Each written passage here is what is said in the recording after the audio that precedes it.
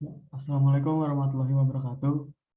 Perkenalkan, kami dari kelompok 1. Pada pagi hari ini, kami ingin mempresentasikan atau memaparkan materi dari mata kuliah Manajemen Operasional dengan judul materi Desain Barang dan Jasa. Sebelum mulai memaparkan materi, saya ingin memperkenalkan anggota kelompok saya terlebih dahulu. Yang pertama ada saya sendiri, Muhammad Sultan As'ad Atmanegara, NPM 291. Mungkin bisa dilanjut.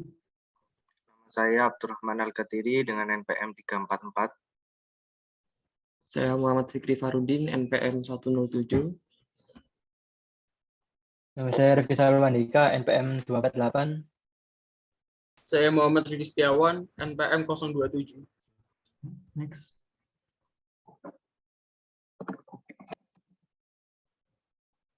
Ya, jadi di sini sebelum memaparkan materi ada table konten yang mana berisi subbab-subbab yang nantinya kita akan jelaskan secara lebih dalam dan rinci. Yang pertama ada pengenalan, itu tentang produk barang dan jasa. Kemudian ada tahap awal, itu pemilihan produk dan jasa. Dan yang ketiga ada pengembangan produk, itu desain barang dan jasa. Dan yang terakhir ada identifikasi, itu seputar masalah persaingan dan implementasi keputusan pada desain produk. Next. Ya, pada materi yang pertama ini adalah pengenalan, itu tentang produk barang dan jasa. Barang adalah suatu produk yang memiliki wujud fisik dan memenuhi permintaan dan kepuasan konsumen. Contoh barangnya ini adalah makanan, minuman, dan lain-lainnya. Untuk jasa sendiri ini sering dikaitkan dengan servis atau pelayanan yang diberikan pihak dari pihak produsen ke pihak konsumen, seperti layanan transportasi publik dan juga ekspedisi. Next.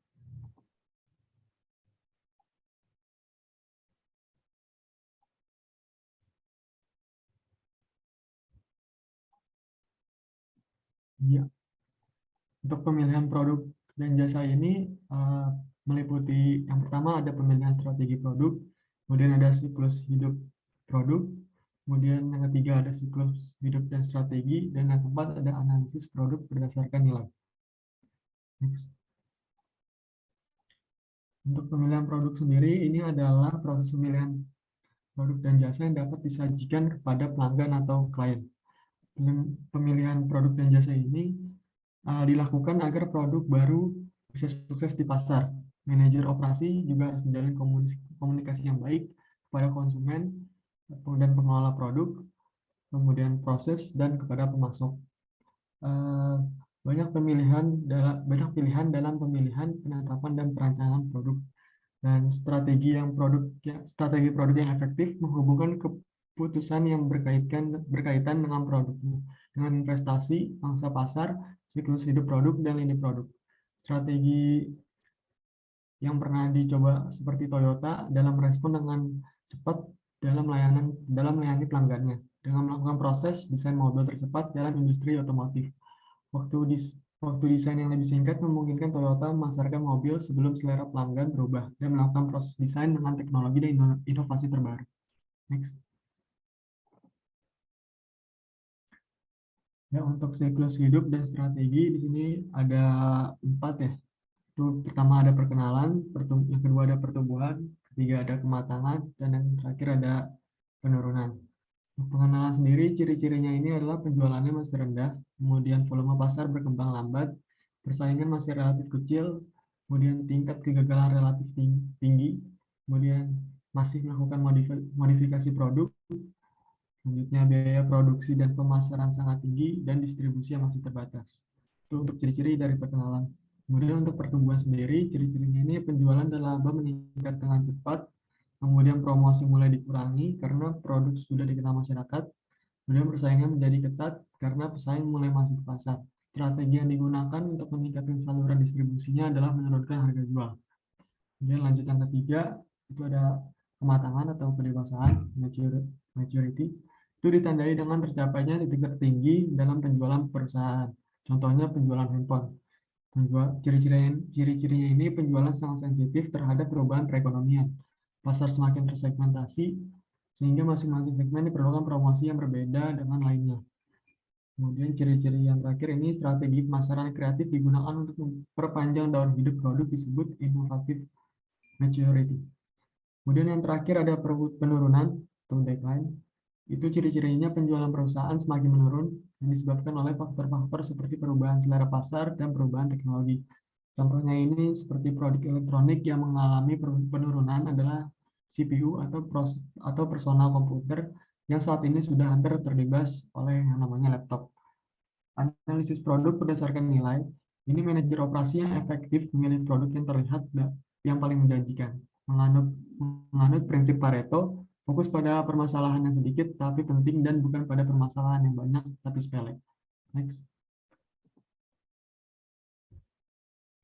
Selanjutnya di sini ada menghasilkan produk baru. Ini bicara tentang peluang produk baru dan petiknya produk baru.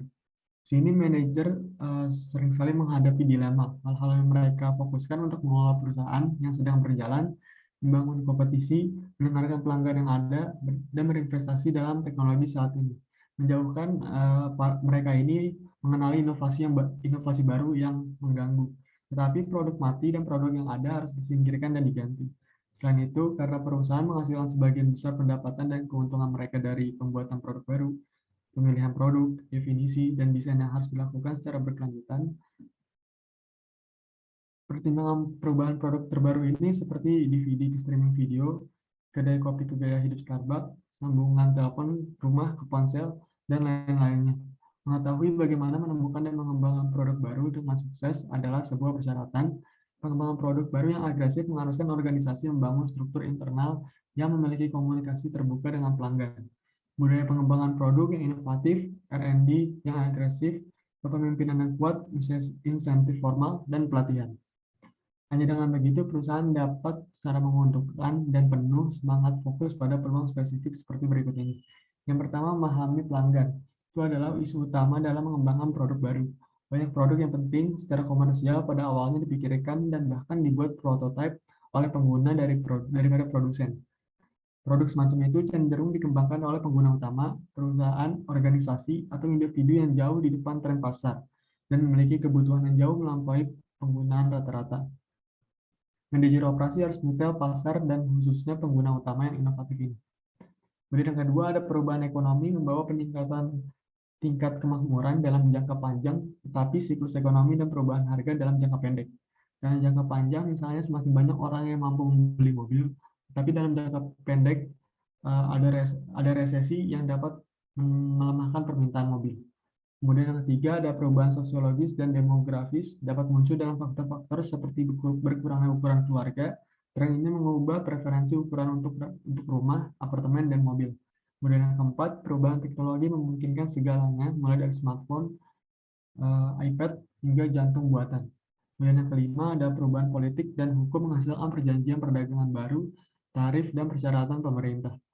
Dan yang keenam yang terakhir ini, perubahan lain dapat terjadi melalui praktik pasar, standar profesional, pemasok, dan distributor.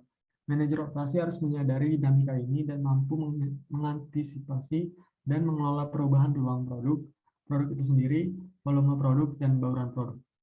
Itu penjelasan untuk penghasilan produk baru. Next. Materi yang kedua yaitu pengembangan produk, desain, barang, dan jasa. Dalam pengembangan produk, yang pertama yaitu sistem pengembangan produk. Yang kedua, Quality Function Deployment atau QFD.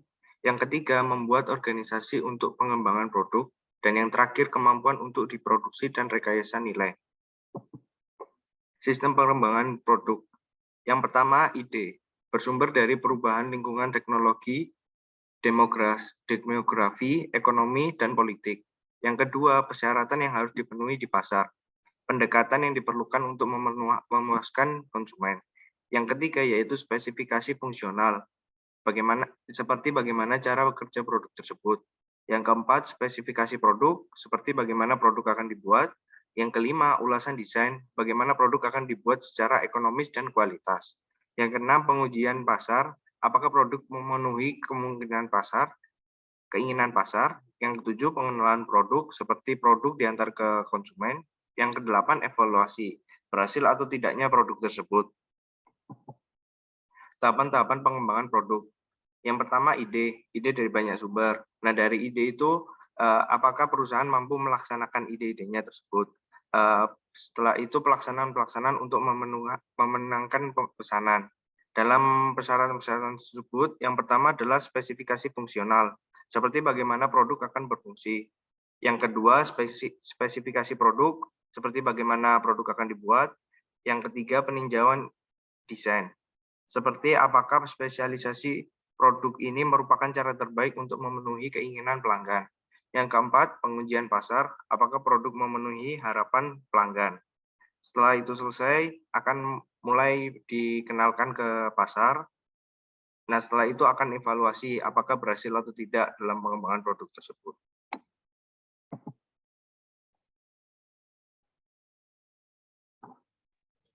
Selanjutnya adalah Quality Function Development atau QFD.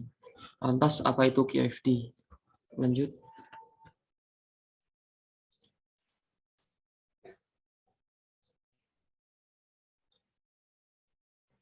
Yang pertama adalah langkah membuat rumah kualitas atau House of Quality atau HOQ.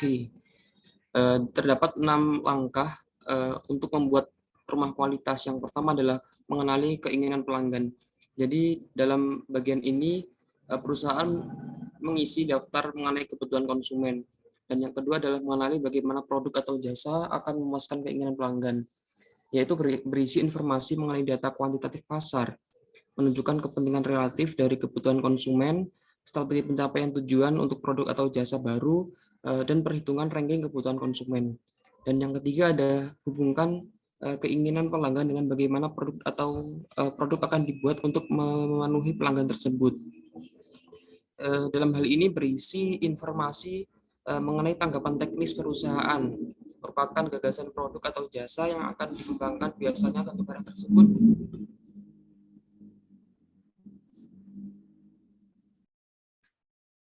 Nah, saya ulangi, dalam bagian nomor 3 ini berisi informasi mengenai tanggapan teknis perusahaan, merupakan gagasan produk atau jasa yang akan dikembangkan biasanya gambaran tersebut diturunkan dari customer needs pada bagian pertama HOQ.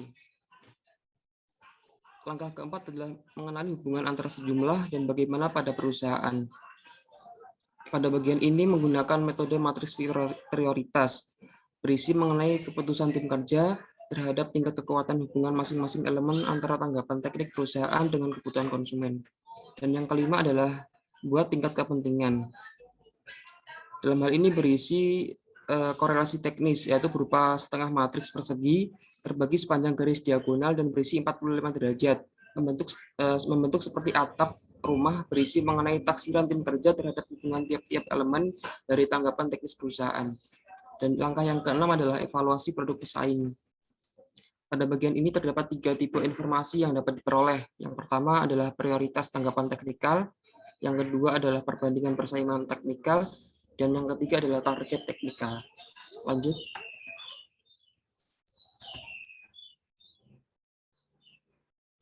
Bisa kita lihat di sini digambarkan, diasumsikan seperti rumah, dan yang di atas ini berbentuk segitiga adalah hubungan antara hal-hal yang dapat kita lakukan. Bisa kita lihat bawahnya ada bentuk persegi, ini merupakan apa yang dapat kita lakukan. Bagaimana organisasi akan menerjemahkan keinginan pelanggan pada atribut-atribut produk dan proses serta sasaran desain. Dan di bawahnya bisa kita lihat yang berbentuk persegi panjang. Itu merupakan apa yang diinginkan pelanggan. Dan yang lainnya adalah nilai-nilai sasaran yang di bawahnya itu, dan yang di bawahnya sendiri adalah evaluasi teknis. Bisa next.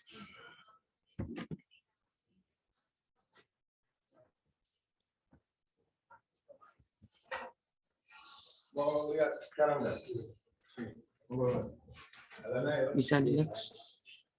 Oke. Sebelumnya.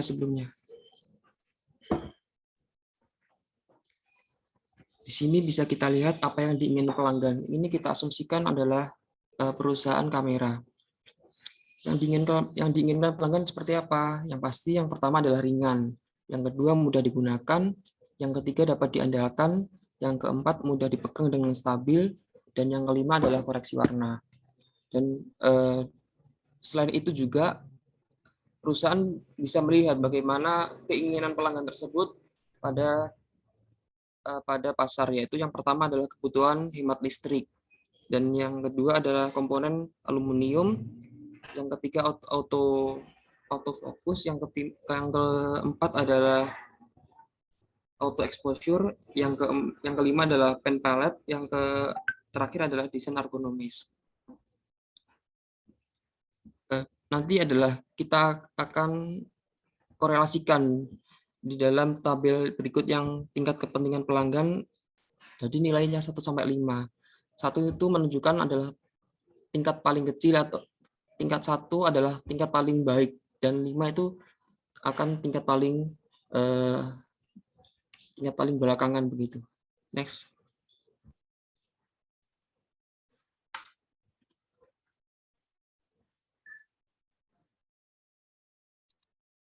Selanjutnya yaitu setelah memasukkan data-data yang diinginkan oleh masyarakat, pihak perusahaan mulai menentukan tingkat kepentingan sesuai dengan yang terjadi di pasar. Contoh, pada tingkat kepentingan pelanggan dari nilai 1 sampai 5, ternyata pelanggan lebih mementingkan bahwa produk tersebut dapat diandalkan dengan tingkat kepentingan 5. Dan yang tidak terlalu dipentingkan yaitu koreksi warna dengan nilai 1.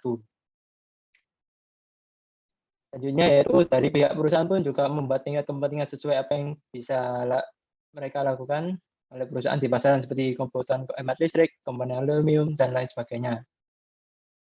Bisa lanjut, next. Setelah data-data tersebut dibuat, ternyata terdapat 2 pesaing. Sebagai contoh yaitu kantor A dan kantor B. Bisa dilihat bahwa kantor A lebih unggul dibandingkan kantor B jika dilihat dari penilaian kompetitif. Sebagai contoh, dari apa yang diinginkan pelanggan yaitu keringanan, kantor A memiliki unggul dibandingkan kantor B, yaitu dengan nilai G, yaitu baik, dengan kantor B dengan nilai P atau jelek. Kemudian selanjutnya itu mudah digunakan, kantor A lebih unggul dibandingkan kantor B. Dengan dapat diandalkan juga kantor A lebih unggul dibandingkan kantor B, dan seterusnya. Dari nilai-nilai tersebut bahwa bisa dilihat bahwa kantor A lebih unggul dibandingkan kantor B. Setelah itu, kita memasuki nilai-nilai sasaran. Next. Dari sini kita bisa lihat bahwa nilai-nilai sasaran perusahaan yaitu dari tingkat hemat listrik, yaitu di angka 0,5 ampere. Kemudian komponen aluminium yaitu 75%. Selanjutnya untuk autofocus yaitu 2 derajat untuk isi. Kemudian auto exposure yaitu 2 lingkaran. Paint palette yaitu dalam 1:10.000, kemudian desain ergonomis peningkatan panel.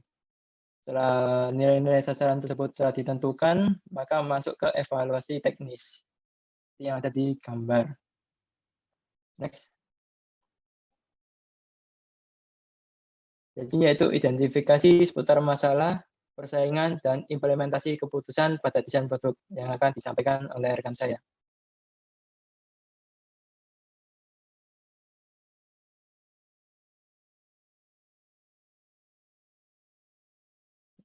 Bisa next. Oke, untuk selanjutnya yaitu terkait dengan permasalahan desain. Yang pertama adalah desain yang tangguh, yakni desain yang dapat diproduksi sesuai dengan persyaratan, bahkan dengan adanya kondisi proses produksi yang tidak sempurna. Kemudian, desain moduler, yakni desain di mana bagian atau komponen dari suatu produk dibagi menjadi modul-modul yang dapat dipertukarkan dan diganti dengan mudah. Kemudian, computer aided design atau CAD, yakni penggunaan komputer secara interaktif untuk mengembangkan dan mendokumentasikan produk. Kemudian teknologi virtual design, yakni bentuk komunikasi visual di mana berbagi citra digunakan sebagai pengganti dari benda aslinya, tetapi masih memungkinkan pengguna untuk meresponnya secara interaktif.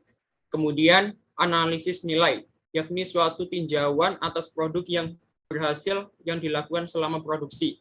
Kemudian yang terakhir, desain yang ramah lingkungan, yakni suatu aktivitas manajer operasi yang paling etis dan peka terhadap lingkungan adalah meningkatkan produktivitas ketika mengirimkan barang dan jasa yang diinginkan. Next. Yang selanjutnya adalah siklus hidup produk. Siklus hidup produk adalah siklus yang pasti terjadi dalam suatu produk. Menurut Anderson dan Zeitamon, pengertian siklus hidup produk adalah konsep yang menggambarkan rangkaian tahapan dari suatu produk hingga layak dipasarkan dan dikonsumsi khalayak umum. Tahapan siklus hidup produk yang pertama adalah tahapan pengenalan. Adalah pada tahap ini, produk mulai diproduksi dari bahan baku. Hasil produksi merupakan produk atau barang baru di pasaran. Kemudian mulai dikenalkan kepada masyarakat dengan beragam strategi pemasaran. Di tahap pengenalan, umumnya keuntungan perusahaan masih kecil, sebab biaya promosinya sangat besar. Sebab masyarakat belum terlalu mengenal brand produk yang Anda rilis. Contoh produk life cycle tahap ini misalnya yang Anda baru rilis aplikasi jual beli sayuran. Karena produk tersebut masih baru, maka belum banyak orang yang mengetahuinya, sehingga Anda perlu memasarkannya dengan baik dan masif. Yang selanjutnya adalah tahap pertumbuhan atau growth. Pada tahap ini akan menunjukkan apakah produk dapat dikembangkan atau justru tidak diterima oleh masyarakat. Bila produk belum berhasil diterima oleh masyarakat, maka Anda harus mengevaluasi dan memperbaikinya sehingga produk dapat dikembangkan. Salah satu tanda produk Anda berada dalam tahap pertumbuhan adalah makin banyaknya konsumen produk dan meningkatnya intensitas produksi perusahaan. Kita ambil contoh produk life cycle tahap pertumbuhan dari aplikasi jual beli sayur tadi. Setelah usaha promosi dilakukan dengan baik, akhirnya produk Anda viral dan berhasil mendapat jutaan pengguna baru dalam waktu singkat. Kemudian yang selanjutnya adalah tahap kedewasaan atau maturity. Pada tahap ini, biasanya produk sudah tidak lagi mengalami kenaikan penjualan drastis, sebab masyarakat sudah terbiasa menggunakan produk tersebut. Contoh produk life cycle tahap ini adalah aplikasi Anda mulai bisa menghasilkan keuntungan dengan stabil, tanpa penurunan atau peningkatan secara signifikan. Tapi jika tidak segera memperbarui strategi siklus hidup produk ini, di tahap ini penjualan Anda terancam turun ke selanjutnya, yaitu penurunan, atau memasuki tahap decline selanjutnya. Pada tahap decline ini, atau tahap penurunan, produk mengalami penurunan dari segi penjualan karena minat konsumen menurun. Hal ini terjadi sebab target pasar mulai bosan atau terjadi perubahan dari segi produk. Contoh produk life cycle tahap penurunan misalnya aplikasi jual beli sayur. Anda tadi mulai mengalami pengurangan transaksi. Di tahap ini Anda wajib melakukan inovasi jika tidak ingin kehilangan pengguna. Dapat dilihat dari siklus produk life cycle, di mana garis merah menunjukkan revenue, kemudian garis hijau menunjukkan profit. Next.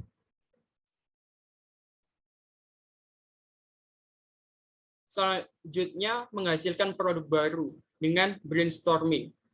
Brainstorming adalah cara atau teknik mengumpulkan gagasan atau ide untuk mencari solusi dari masalah tertentu. Kemudian manfaat brainstorming adalah, yang pertama adalah memahami pelanggan. Yang kedua adalah perubahan ekonomi. Yang ketiga adalah perubahan sosiologi dan demografis. Yang keempat adalah perubahan teknologi. Yang kelima adalah perubahan politik atau peraturan. Yang terakhir, perubahan lain atau melalui kebiasaan pasar, standar profesional, pemasok, dan distributor. Next. Penerapan pohon keputusan pada desain produk. Pohon keputusan atau decision tree merupakan teknik data mining yang digunakan untuk mengeksplorasi data dengan membagi kumpulan data yang besar menjadi himpunan record yang lebih kecil dan memperhatikan variabel tujuannya.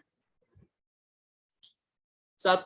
Digunakannya untuk membuat keputusan produk baru dan untuk beragam permasalahan manajemen lainnya. Yang kedua, bermanfaat ketika terdapat serentetan keputusan dan beragam hasil yang mengakibatkan keputusan selanjutnya yang diikuti hasil yang lain. Next. Penerapan pohon keputusan pada desain produk. Yang pertama adalah untuk membuat atau membentuk sebuah pohon keputusan digunakan prosedur berikut. 1. Pastikan semua alternatif yang mungkin dan keadaan sudah dimasukkan ke pohon, termasuk alternatif untuk tidak melakukan apa-apa. 2. Pengembalian hasil dalam kurung payoff dimasukkan pada akhir setiap cabang yang bersesuaian. 3. Menghitung payoff untuk menetapkan nilai ekspektasi dari setiap tindakan yang ada. Next. Baik, terima kasih. Sekian presentasi dari kelompok kami. Apabila ada salah kata, sekiranya dimaafkan. Wassalamualaikum warahmatullahi wabarakatuh.